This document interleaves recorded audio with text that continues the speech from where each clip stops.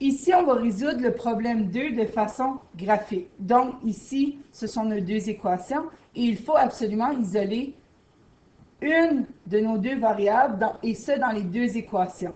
Comme le gros L est déjà isolé dans la deuxième équation, on va faire de même avec la première.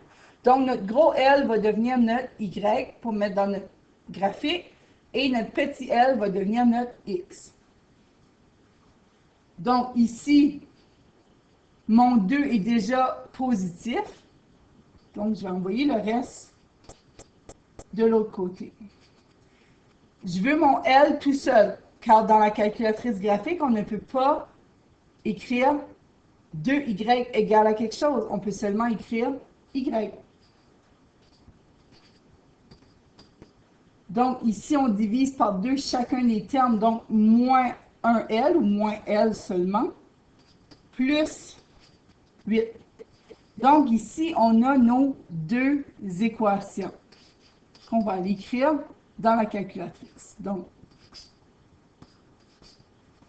peu importe laquelle on va écrire en premier, c'est pas grave. Donc, Y1 égale à moins X plus 8. Donc, vous voyez que j'ai changé mon gros L pour Y et mon petit L pour X. Et la deuxième équation, Y égale à X plus 2.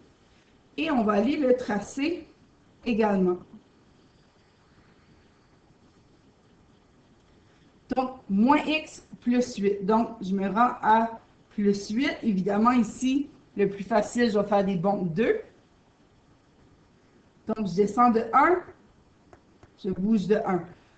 Là, on vient de dire qu'on a des bonds 2. Vu que c'est toutes des bonds 2, si je descends de 2 et je bouge de 2, c'est la même chose que si je descendais de 1 et bouger de 1. Donc, on va venir tracer ici. Même chose pour l'autre. Donc, X plus 2.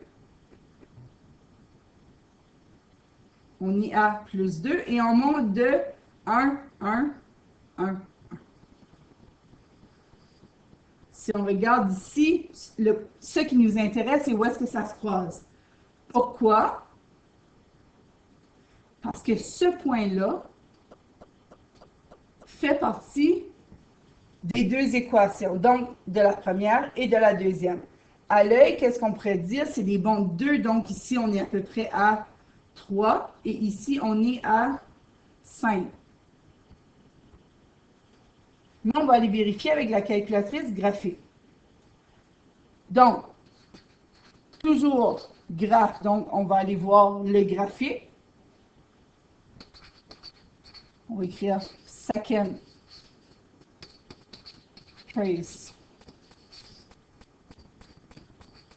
intersect.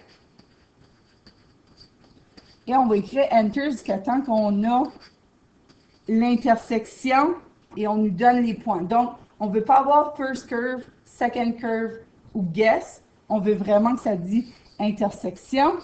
Et donc, on écrit, ou plutôt on appelle ça enter, le nombre de fois nécessaire. La calculatrice nous dit que Y égale 5 et que X égale à 3 à l'intersection. Donc, je vous rappelle que Y était gros L, donc la longueur, et que X était la largeur.